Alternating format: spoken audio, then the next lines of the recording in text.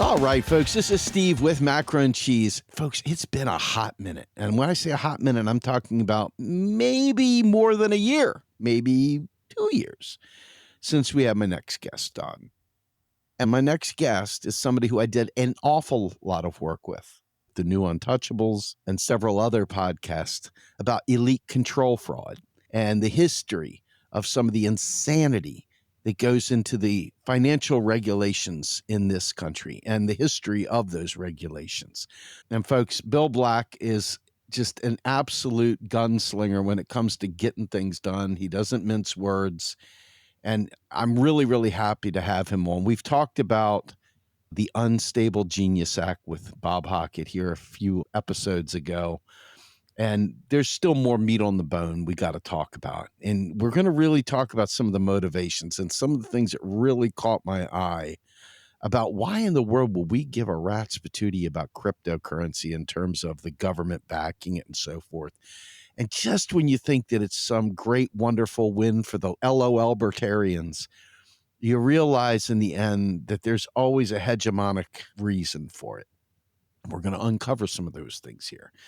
Bill is a distinguished scholar in residence for financial regulation at the University of Minnesota School of Law.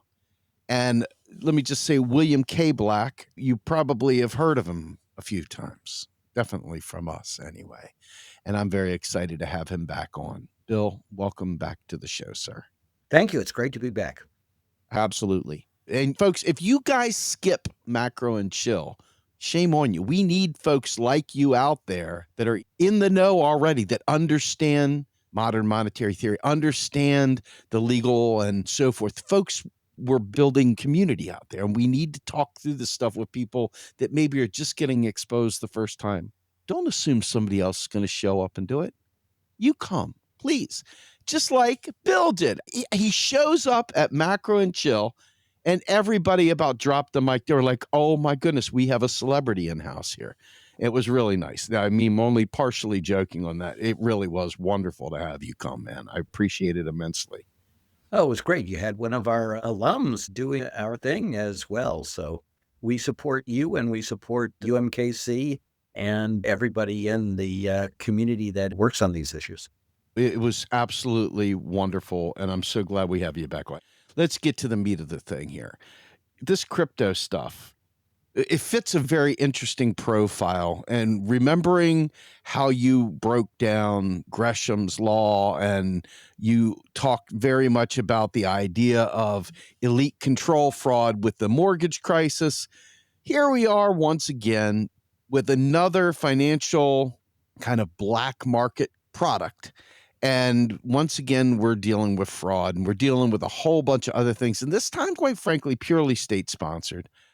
Can you kind of set the stage? I know you're teaching this stuff at University of Minnesota. Tell me a little bit about this whole idea of control fraud within the crypto space. Sure. Control fraud includes the government, by the way. It's both the sectors, and they most typically work together, right? In both cases, the people that control a seemingly legitimate either government or business entity, and by the way, it can be done from nonprofits as well, they use it as camouflage and a sword and a shield to defraud with very substantial impunity.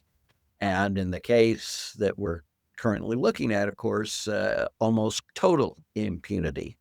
Donald Trump was always somewhere between a C- and a D+ as a control fraud guy. Not very sophisticated, not particularly successful because he's, crushingly stupid. But that doesn't mean that the grifters around him, the robber barons, are stupid. They're not.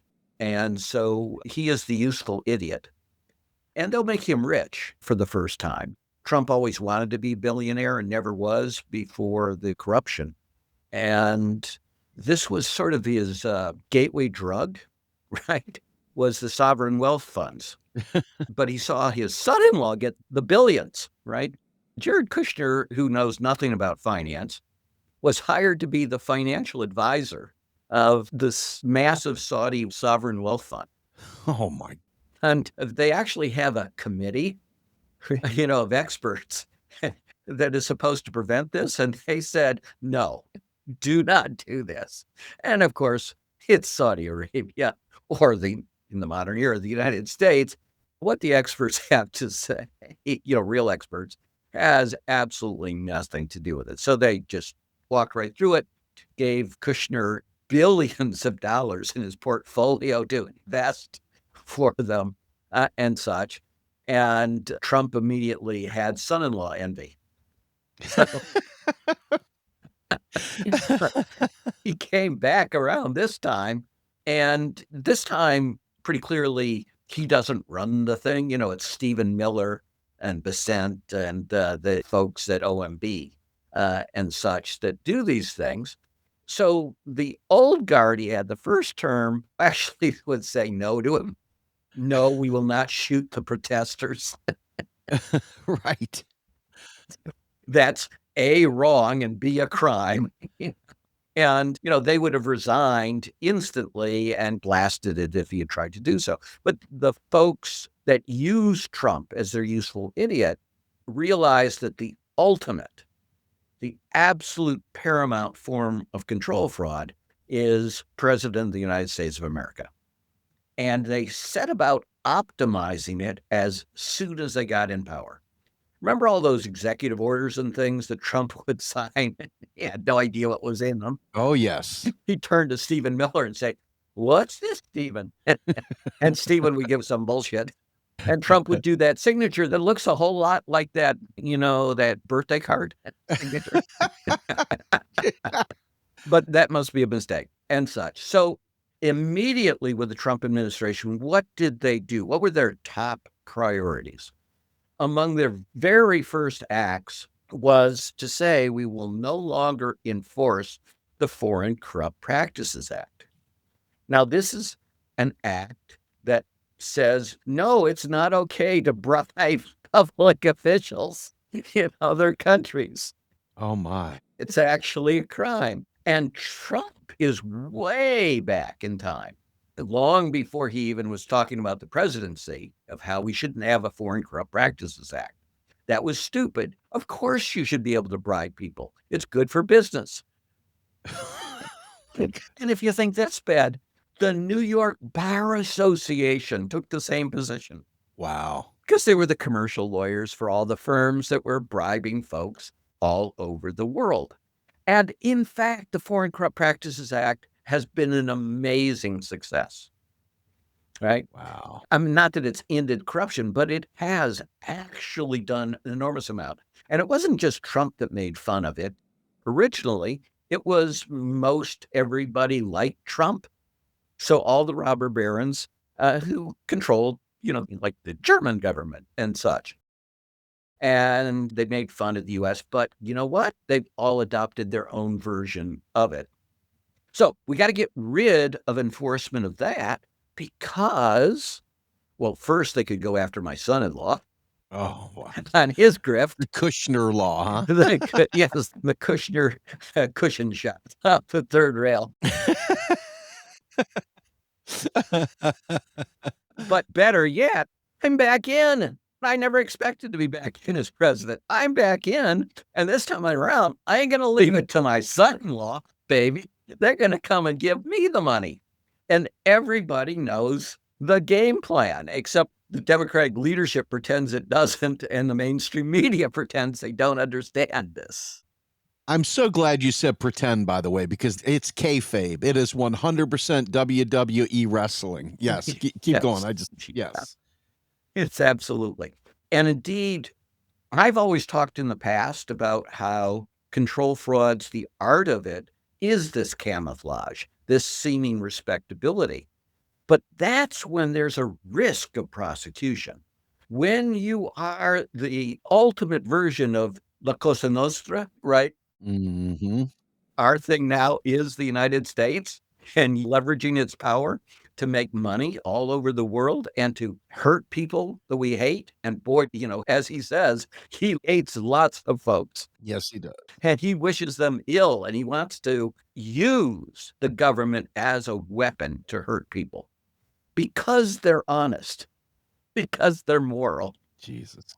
because they stand up to him. And of course, it also serves the purpose of intimidating folks. And this is the whole thing about surrendering in advance that people rightly say you need to resist as you descend into a totalitarian government. So right away, these sovereign wealth funds started doing deals with him and his sons. Jesus God. And these are huge deals. So what I've realized is there's like a final stage of elite control fraud, which is where you don't hide it. And the reason you don't hide it is you want everyone to know that you're corrupt. Mm. And you want it for two reasons. One, it's free advertising, right? Yeah.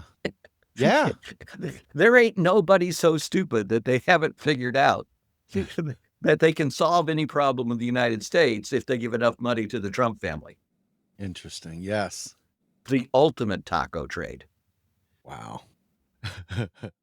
Second, you create a price war that ratchets up. Well, the Kuwaitis gave me $2 billion and a hotel site. Wow. Wow. And now he's even going further and extorting other nations, right? And says there's got to be something in this off book, right? Right. So, you got to create a fund. You go, what are you talking about? We're doing trade deals. We're talking about tariff reduction. No. I want a fund. Yes. So he wants sovereign wealth created by other nations. He wants to use the threat of the U.S. military to extort the Japans and Koreas and Canadas of the world and the EU to give him billions of dollars. Wow. And he's doing it again in plain sight. He doesn't hide it. He chortles. These are his triumphs that he does press conferences. Yeah. He even lies when they don't do it. He says they did it. Because again, it ratchets up the price. Wow. And he knows he has complete impunity because in the second worst decision in the history of the Supreme Court said, knowing he was a crook, knowing he was a thug, the Supreme Court said, yeah, you know what you need?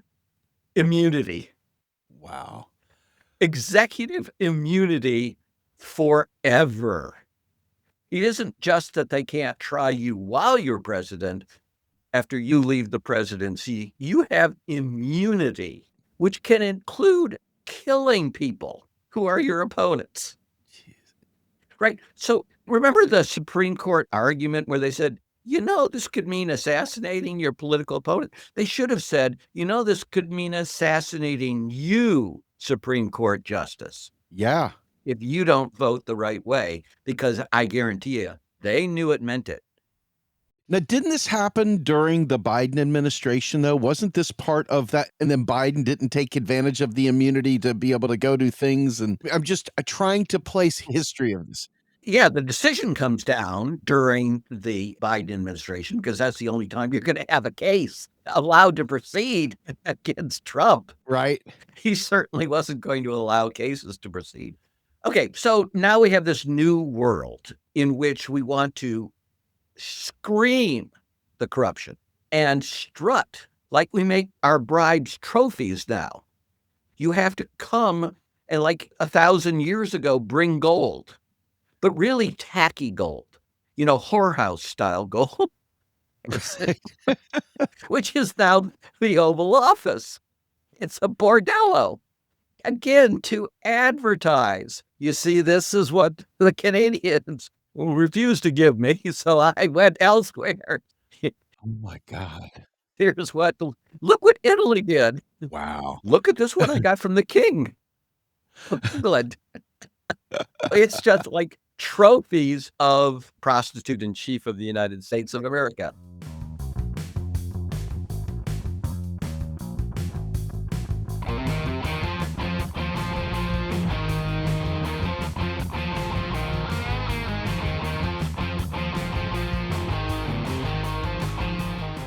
A little like Dexter, huh? The kill trophies, you got the blood splatter, and you had all. Anyway, I love Dexter. It just reminded me of the most recent season of Resurrection, where all the different serial killers and all their different trophies were on display. And this just fits right in there, doesn't it? I mean, just different but the same. It really is. That's disgusting and gross and, well, on brand. But again, it's free advertising and it's raising the stakes. You've got to come up with more gold than the last guy. Wow. You get a favorable mention and favorable treatment for a day or two type of thing. Okay, so in this world, what would we want to do? In addition to getting rid of the Foreign Corrupt Practices Act, because we want them to come and bribe us. Yeah. Exactly. You got that one. That was easy. Uh-huh. We want to gut law enforcement that actually potentially deals with elite white-collar crime. And again, what people need to know is that there are roughly 1 million Americans employed in the law enforcement nationwide, ballpark-ish, right? Of those, what used to be about 1,200 now, when he started the term, maybe about 800, actually looked at white-collar crime. That's for the entire nation. We have over 1,000 industries in the United States. So we had fewer than one per industry by pretty much the start of this term. What's the first thing he's good? Underfund, under-resource, you name it, right? Right. But now we get rid of all of those folks as well. Jesus. Among the first thing he does is bring in this incredible DAG, that's a Deputy Assistant General, and June Carbone, my spouse, were both Justice Department attorneys as part of our career in the federal programs branch of the civil division that defends the constitutionality of federal programs and such. So the DAG is actually the most powerful person in the Justice Department. The Attorney General is more of a figurehead that gives speeches. Right. But the DAG is actually does the stuff. And the DAG, of course, is a really distinguished thing until Trump, where it's his personal defense lawyer. Jiminy Christmas. In charge of keeping him out of prison, which is his function now. So this is the DAG that went over and did that incredible, quote unquote, interview at Ghislaine Maxwell, where, as to give credit, this was actually pointed out on MSNBC. The transcript isn't a real transcript because it doesn't include laughter. And there's a tape recording, and this moron was repeatedly laughing with her. Jesus. Right? A pedophile ring where she was actually like the person that did much of the dirty work. Mm-hmm. And he was just having the jolliest time. But he was smart enough to realize it wouldn't look good to have bracket laughter, close bracket, 100 times. Wow. So that's our DAG. Wow. Who again is just here. So he's already dramatically reduced. The guidance is you really shouldn't be going after elite white-collar criminals. The government has been oppressive. We've had way too much prosecution of elite white-collar criminals. And you go, what? Wow. We virtually ceased. We completely ceased prosecuting them in the great financial crisis, the greatest epidemic of elite white-collar crime pre-Trump presidency, to be more precise. Right. And he says that's not enough. Somebody occasionally still investigated, God forbid. So they also, if you noticed, have gutted the FBI. Wow. And in particular, to get rid of anyone who isn't a complete yes man. Let me as a footnote, by the way. Trump is always raving about the FBI and their terrible leftists and such. They're all overwhelmingly right wing. I dealt with the FBI all the time. They're ex-military. They're Latter-day Saints. They're deeply conservative Republicans. That didn't mean they were bad people or bad investigators, but the idea that this is a cabal of leftists is somewhat hilarious. Kind of hilarious. Yes. Okay. So he's already didn't have that much to worry about it, but he's made sure by his appointments, by gutting the Department of Justice, gutting the FBI, and in particular, getting rid of anyone unwilling to kiss the ring. He has destroyed our ability that was built up over 40 years to prosecute elite crimes. Where as bad as we were in many environments, we were still by far the best in the world. Even under Trump, we were the best in the world. That's how bad the rest of the world is in all those regards. Okay, so we're going to gut that kind of enforcement. What else are we going to do? Oh, we're going to say, when you do, in the rare cases, look, you shouldn't really prosecute folks, right? You should sign an agreement that says you won't do bad things. Sternly worded agreement, huh? No, they wanted to get rid of the sternly worded ones. Because wow. So it's a gentleman's agreement now. You're right. No, they used to have a monitor requirement. Oh, my. That you couldn't just say, yes, I will be pure and wonderful, and I will turn over a new leaf. Someone actually was supposed to kick the tires and was in charge of that and occasionally did. That's gone. Wow. All you have to do is say, oh, yes. And we go, oh, in the new Trump administration, well, thank you. We're so sorry we bothered you by pointing out that you were committing these crimes. Right. And they've also rejiggered the whole, when they do any corruption stuff, it's only if it really hurts your business. Wow. But of course, the bribes usually help your business, so they're not going to prosecute that kind of stuff. Okay, what else?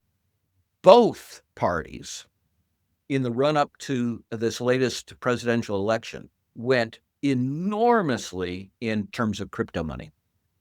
Now, this got masked by Musk. Oh, yeah. His famous contributions. But for the great bulk of the cycle and all the early money, which is critical in politics, more than half of it, it looks like, to both parties came from crypto. Just crypto. They give far more than the Koch brothers. Wow. And the Koch brothers are rightfully infamous. Yes.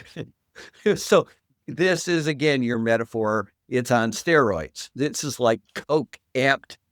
Gee, that works. That'd be the other alternative spelling of Coke. Yeah. Right.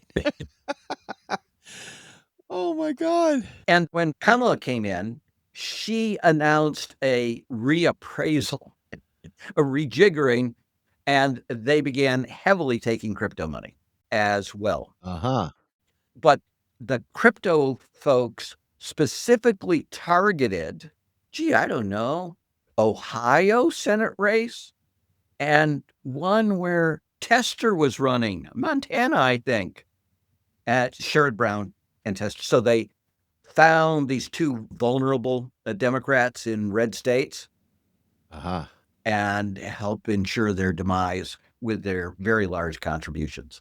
So it was super targeted. And I know this will shock you because I know, like me, when you think of honor and strength and the willingness to speak truth to power, you think of the Democratic congressional leadership.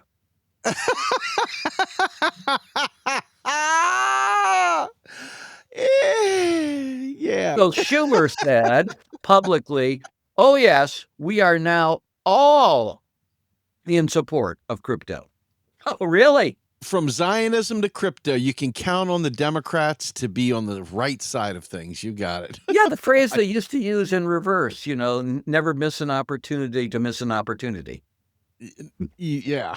What's that saying? It's hard to get somebody to do something that their paycheck depends upon not doing. Yes. I mean, these guys right here I'll just be honest with you, man. I don't call myself a cynic because I don't believe that's the case. I believe that we are so far beyond the pale of a legitimate we the people, quote unquote, democracy, that the oligarchy is outrageously large and in charge and in your face. And both sides are saying, yeah, we're not even going to hide it anymore. We're not even going to pretend. And so when I hear this stuff, I always try to assess it through who's winning. And it ain't we the people. It ain't the working class. It ain't people that depend on a paycheck. It is definitely the other side of the coin, people that live a life that I will never even dream of understanding.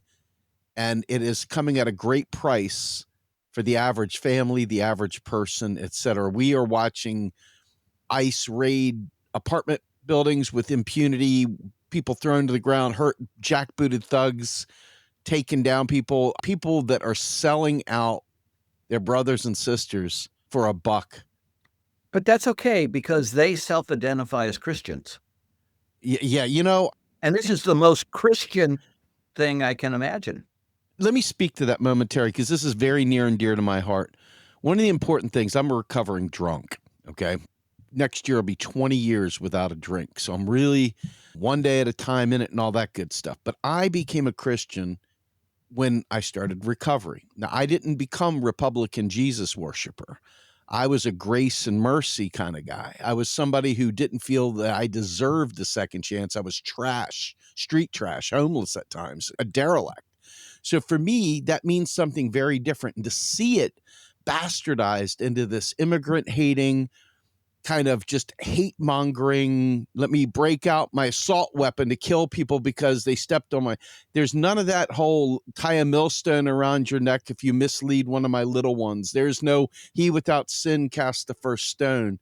There's just a whole bunch of weird, bizarre rhetoric masking itself as Jesus that isn't anything to do with the red letters. And if you're not a Christian, forgive me for speaking this way, but I am not going to give up my faith just so that the right wing can take it. I'm just saying that out for anybody that's listening.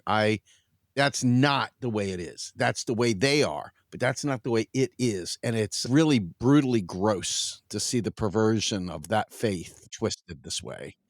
For us, and when I say us, I mean June and I, one of the former Southern Baptist leaders, very conservative guy, who's been cast aside because he wasn't willing to pervert Christianity into this hellscape. But the vignettes that are so telling to us is that he says that pastor after pastor he's spoken to have had members of their congregation come to them in the last 2 years and say, "Why are you in the sermon doing all that woke shit?"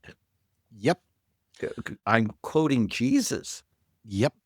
And they said, "We don't like that part." I want to throw this at you. My children, we used to go to a church. I used to live in the Beltway, man. I was part of the Beltway Blitz, right? And we used to go to a place called McLean Bible Church. And McLean is a huge mega church. Joe Gibbs would go there. I actually sat behind Kenneth Starr at church, if you can imagine. Okay. I literally right during the time where he, had gone after Bill Clinton, I was sitting there in church behind him. Now, you know my story. I came from a Republican background, so this is not shocking. But what is shocking is many, many years later, Lon Solomon, who was the pastor there, he retired, and the new guy that took over, quote unquote, was doing the woke shit. And so there's this huge legal battle and fight about Lon Solomon, who is very much a Zionist and very much a MAGA kind of guy. And the entire rupture in that church, and that church had 30,000 plus members. I really found it to be great. For the longest time, it was very, very not political. You didn't feel the politics. You didn't see the politics. It was very, very beginner friendly.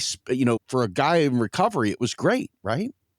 But it has totally, like somebody can look it up, but this whole rupture at McLean Bible Church was wild. It was in the news, huge deal. Anyway, I just wanted to throw that out there because this whole woke thing is exactly what's killing it. 2 things about Ken Starr, 2 stories. Yep. One, his dad was a minister, and he infamously used a sermon to denounce a parishioner, a woman, a married woman, who in the backyard, which was not visible from the street, was so brazen that she was cutting the grass in shorts.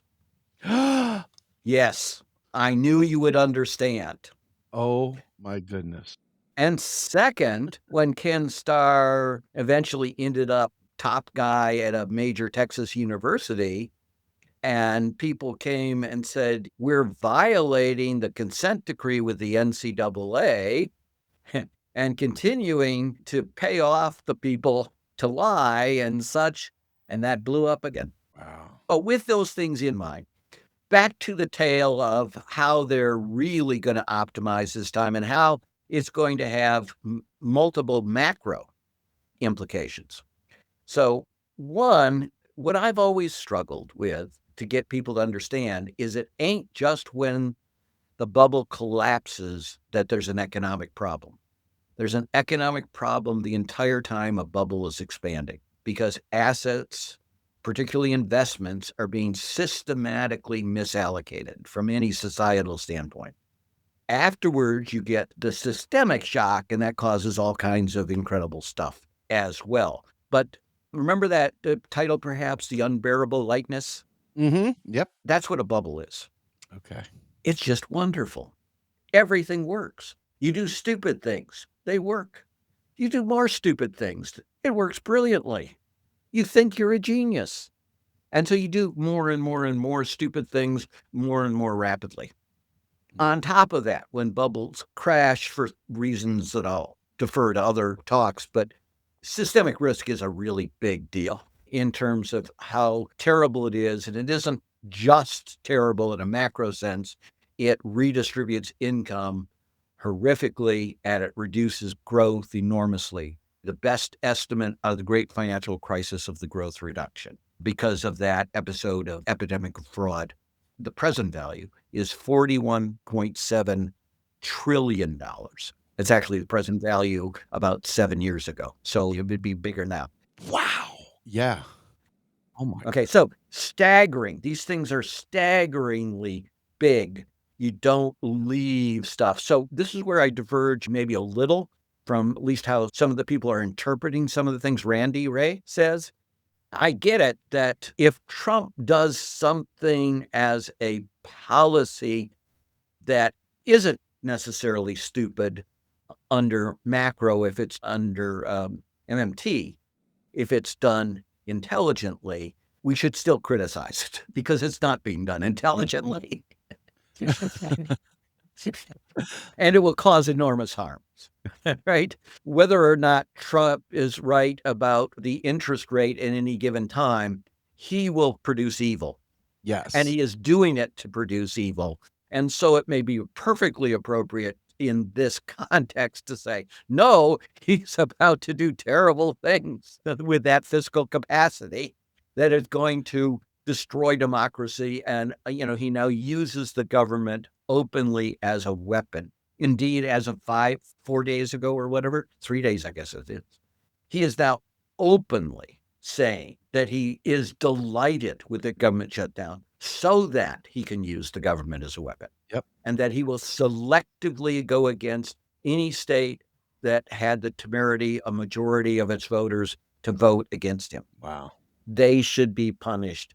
I mean, think of how outrageous that is, and think of whatever percentage it is of Americans that are going, yeah, that's a great idea. Hot damn. Screw those folks, especially right after, the Kirk stuff and such about how one should never glory in the evil done to others. Okay, so that's what's coming. They're going to produce all kinds of bubbles. So very briefly, the cryptocurrencies have no basis for value. That doesn't mean that they won't trade at times for value or that they won't have substantial price appreciation. But it does mean that they are some variant of pump, certainly, and most of them end up in dumps. That's what rug pulls are and such. That's Argentina, which, by the way, we are bailing. I know. Isn't that We insane? taking somebody because he likes chiefs of state who are corrupt Millier. Yep. and who defraud people through crypto because that's his plan for America. Yep. Geez, that flip. So how do you get the price of crypto to surge? And how do you work the timing? This is simplicity itself. under having the presidency and using it as he is in this term to time these events. You want two things to make the price surge. One, you want to dramatically reduce sales. You don't want people to sell when crypto is falling, because that will exacerbate the fall. Do you know HODL? Is that familiar? Yep. It's screwed up for hold. Hold. It's literally just a mistyping of somebody, but it's become their slogan. They do hats and shirts and such. And they've even created a phrase, hold on for dear life. But that's after the fact. As you say, it was just a typing error. Yep. And this is where economists are so blind. They never study anthropology or psychology.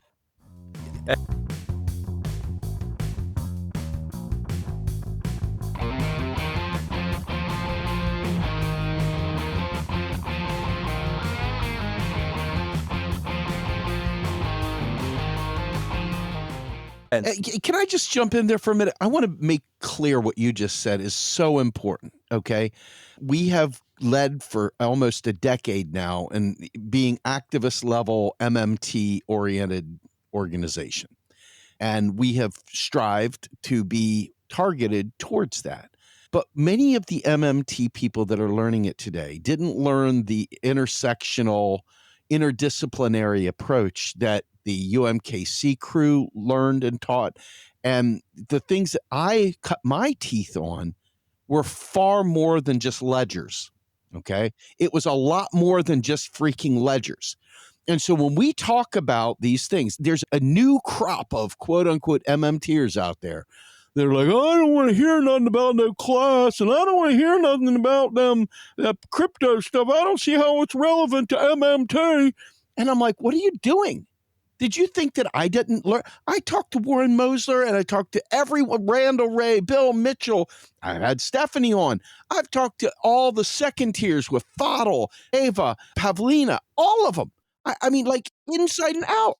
Call them younger generation. Next generation. I don't mean second tiers and like but like the first, the OGs. I know exactly what you mean. Exactly.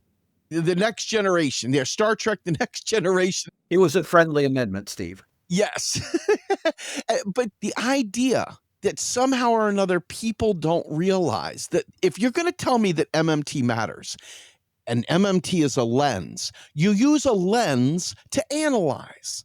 And you analyze these things through an understanding of history, through an understanding of law, because money is a creature of law, and you understand it through a whole host of other things. These are things I learned from Raw and Gray specifically. The idea of law as the core component. And when you think about hyperinflation and things like that, these are not things of, oh, they're just printing money. This is stuff from elite corruption that causes hyperinflation. This is stuff for supply shocks. You've got to know more than ledgers for MMT to matter. And I'm telling you right now, there's a new crop out there that doesn't think those things matter, and it is deeply disturbing. And there's a rift. I ain't gonna lie, there's a rift. Anyway, go ahead. I'm sorry. I just had to throw that in there. Well, not at all, but that's exactly, I'm building on your point, right? Yes. Or illustrating your point. And that is, it does matter. And you have to have a culture arise to keep something like this alive. Yes.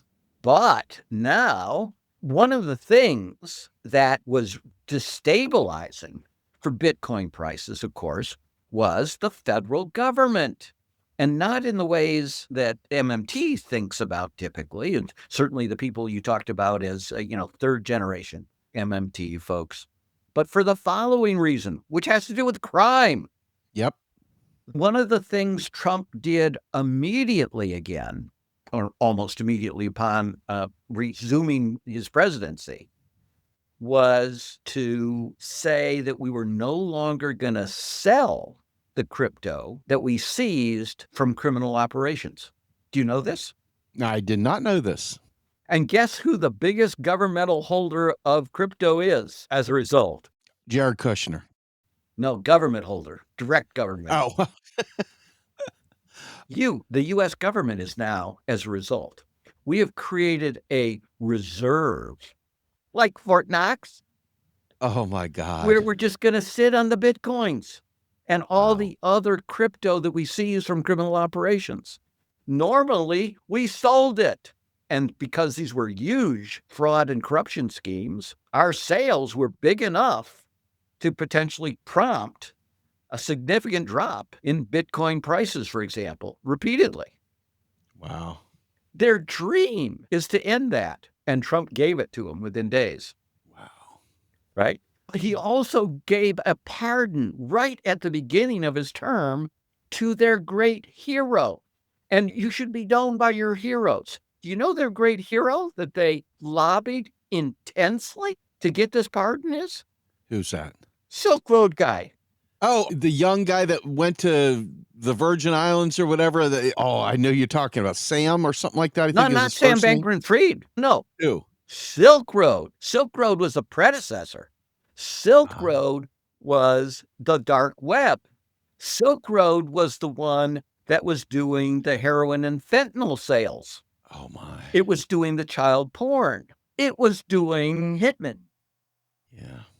The guy they pardoned tried to hire somebody using his service to kill a rival. Wow. And he was sentenced to an enormous term because it was, he ended up killing lots of folks and just the worst in terms of pedophiles and such. Just an utterly disgusting person. And you know what Trump did immediately upon freeing him?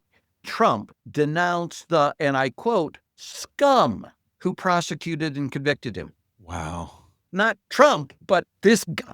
Isn't it time to release the Epstein files, by the way? But anyone who took him on was quote unquote scum.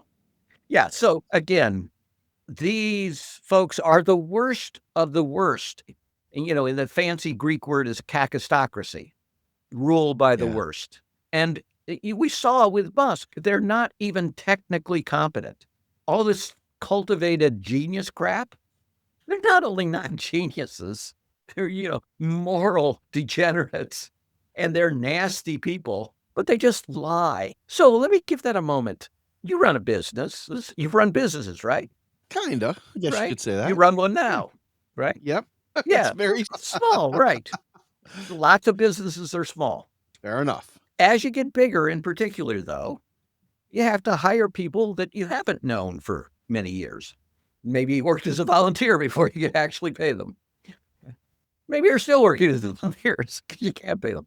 In any event, it's hard to screen out people that are going to do bad things because people who are going to do bad things know that they need to hide it. Right. But it is super, super simple to screen effectively for pond scum. And one of the easiest is you can't work at any meaningful position in my administration unless you agree that Jan 6 was a scandal and an outrage where my rightful reelection was stolen and, whatever, the FBI or something created this fake riot, right? Some absolutely blatant lie. Well, no honest person is going to sign on to that unless they're, like a spy, a foreign intelligence person, which is one of the advantages of being a foreign intelligence person is lying. So Trump screens through these actions and then he does these deliberately outrageous actions super publicly so that anyone who literally rolls their eyes, there's a picture of them rolling their eyes, covering their face in embarrassment, those people will be targeted and removed. Like the generals? Yes, that's why probably they had the meeting. There's doubtless a videotape of the crowd. We've all seen a number of tape from the crowd where you can see people obviously being distressed. Yep. They're going to be gone and they're going to be hurt on the way out as a lesson for the others to make sure that we get rid not just of competent people, but courageous people. The whole thing, about the warrior mentality, they hate warriors. They're not warriors. They're, as you said, they're the ice guy. They're the scum of the police department on their third job. Who are they literally advertising for, by the way? ICE has a programmed thing that it's showing in blue states of, you hate your governor, right? Basically, come and work for us. Wow. Right? They want to select for evil. And then they want to send you out And if you body slam a 65-year-old woman into the pavement, that is a plus, a big plus. You're our kind of guy. So this selection process combined with this grievance culture is going to make things massively worse over the course of the next 3+ years. Okay, so back to the close the loop on the financials part of the crypto. But what we could really, really do is two more things to absolutely supercharge this, like the big thing on the front of the hood that brings in an incredible amount of oxygen into our V8, right? So first, we're going to create our own thing, the Cosa Nostra. It's going to be a stable coin, which is an oxymoron created by regular morons. Right? The last one, which was famous, lost its peg within 2 months. And thereupon, there were 4 months of ever increasing fraud to hide the fact, and then the collapse. Wow. So, real good idea. Why do we want this? What benefit? Back to economics. What efficiency gain is there? They're all more inefficient. And they're going to put them in uninsured, virtually unregulated entities.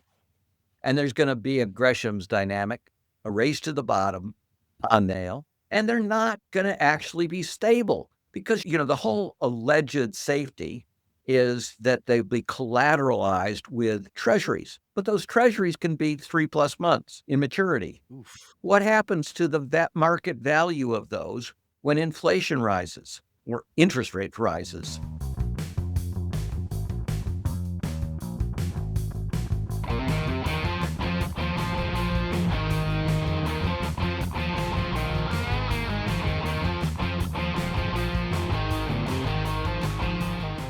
So, hey, just real quick, does this look like Silicon Valley Bank? No, it looks like the moron child of Silicon Valley Bank. This is stupider than stupid, which is why they named it the Genius Act, because it is in all caps, mind you. Really, Newsom has to do trolling on this. This is just made for a creative person to do the trolling. But here's the final one. On top of all this insanity, it's not insane, not from Trump's perspective. Right on. It's what's going to make him finally a true multi-billionaire. We're going to add a sovereign wealth fund. Sovereign wealth fund, Slush fund. corruption fund, right? Yes. All over the world, with one big exception, which is Norway, very Nordic, very Lutheran type of stuff. This, you say sovereign wealth, and that means corruption. Everybody understands that it means corruption. By the way, Charles Keating used the Kuwaiti sovereign wealth fund to do his scams in the United States of America. And then, voila, the Kuwaitis bought this hotel, or half the hotel interest, at massively above market value, so that he could massively overstate the value of all of this. And then the law firm began urgently researching, to tie together the loop, the Foreign Corrupt Practices Act, because there was a $21.5 million fee to get this investment from the Kuwaiti Investment Office. That's the size of the bribes in this world. Okay, so now we have a way to dramatically reduce sales of Bitcoins and other crypto because the US government is going to stop selling what would otherwise be large stuff, and it's going to stop seizing the Bitcoins and other things used in the course of crimes because we don't do that kind of enforcement anymore, especially if it's used as bribes. Jesus Christ. Now we're going to have the sovereign wealth fund buy a ton of crypto because, after all, we've already created a strategic reserve under the grounds that this is an enormous way to create wealth. Well, if it is, what should our sovereign wealth fund invest in? Crypto. Wow. And then, since crypto is very thin market, what will happen to the price of crypto? going to shoot straight up. It will shoot straight up. Next point, timing. Who will know it's about to do so? Yeah. Yeah, you got it. Front run that puppy. Uh-huh. People will make a ton of money for every $1 billion that Trump gets. The smart guys, the robber barons, will get 10 to 20 billion. Mm. He's a bad thief. he's, he's, a, he's a terrible negotiator, as we all know. So once you've done that, you'll purchase the crypto at, say, 8 billion. Let's say they went in and bought 8 billion of crypto, which would be enough, by the way, to cause an enormous surge in Bitcoin prices. But we might be using an accounting regime in which it's still on the books for 8 billion. But now the market price, quote unquote, has risen to 200 billion. Wow. So we're going to have to obviously go to market accounting. And whatever the budget deficit, if he finds it embarrassing politically, he can use massive purchases of Bitcoins, producing this bubble of all history in Bitcoins, and then market accounting to make even the most conservative Republican thrilled that he's made the budget deficit disappear. Wow. And then this will all end catastrophically, but not on his watch, because he can keep on buying. With immunity. With immunity, because he's got the friggin' U.S. Treasury, and he can, of course, borrow as well, because the U.S. can borrow like crazy. Right? Again, back to MMT being right. Have you noticed how our credit rating, we can no longer borrow in the United States, right? The U.S. government can't borrow anymore, right? It's clown show. I mean, yeah, anyway. Yeah, MMT, again, started as sort of simply empirical, right? The money system doesn't work in the way that the economic fables purport. That's correct. So that's what's coming, ladies and gents. Now, how does this impact to quote unquote world reserve currency? Because this is what these freakazoids on the libertarian side, the crypto folks talk about. Oh, wait till the end of the reserve currency. What does this do to our reserves? What is the intent behind this in regards to reserve? To make money for Trump. It has nothing to do with anything else. And more precisely, it's not to make money for Trump. It's to make money for the donors, the huge donors. Yep. They are, of course, happy to make Trump finally a true multi-billionaire. It's chump change from their perspective. So what it means is, that's why I wanted to emphasize, bubbles are bad, not just when they collapse. They're terrible when they're hyperinflating. Right. They systematically distort investment. And here they will also systematically reward the worst, most unethical robber barons who want to destroy democracy, who want to destroy the rule of law, and who literally could care less if hundreds of thousands of people starve to death in the United States and millions die of preventable diseases that USAID might have prevented. Yeah.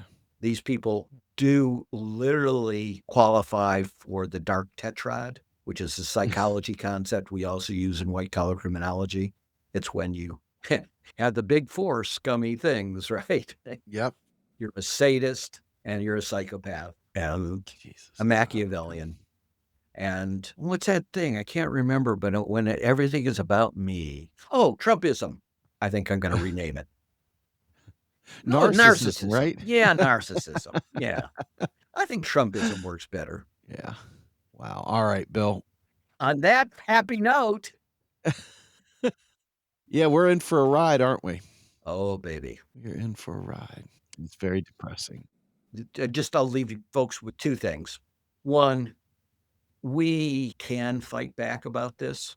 Most human beings hate corruption, and the United States has a unique thing in the world. We have more whistleblowers at high levels who have access to the critical inside information than the rest of the world combined. Every state legislature with a Democratic majority in any of its legislative branches should be subpoenaing the whistleblowers. Work with us and the head of America's leading whistleblower organization. That'll get you out of the NDAs and non-disclosure agreements. And then instead of these talking politicians, we have over 1,000 whistleblowers who've come forward already. And that's a figure from 6 weeks ago out of the government about Trump. Have them in every congressional district in public meetings, not talking into some stuffed heads, but, actually explaining to people in English what's being done to them from a firsthand perspective and what happened when they tried to tell the truth. Mm. We have a hell of a story to tell.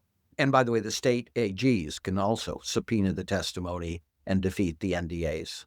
And I see none of that happening. And we've been urging this for now 3 months. Yeah, I have a suspicion I know why they're not doing anything with that, but Well, it's sort of a test, right? Sort of a test.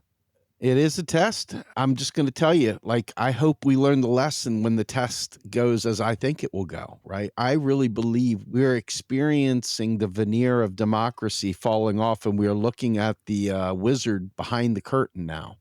We aren't seeing the great and powerful Oz. We are seeing behind the curtain. And I think a lot of people, it's kind of like the Matrix when they realize it's a post-nuclear wasteland. They're like, man, put me back in the Matrix, man. I want to believe I can just put an I voted sticker on my forehead and everything will be okay. And I'm way past that, Bill. I'm way past that. I don't see the same kind of hope in a system that does not produce any kind of outcomes for people, for regular people. I'll do as my send off the 2 mottos that we followed in the savings and loan debacle when it was objectively impossible to succeed. First is never chase mice while lions roam the campsite. And the second is it is not necessary to hope in order to persevere. Amen. I'm 100% with you on that, brother. Bill, thank you so much for joining me today. Where can we find more? I mean, you're now kind of retired. Retired from UMKC, although I'm an excellent and highly supportive of the UMKC faculty and the students and their work. Of course. And I do most of my stuff with folks that you've worked with as well in the past. Very good. So we're going to keep on keeping on.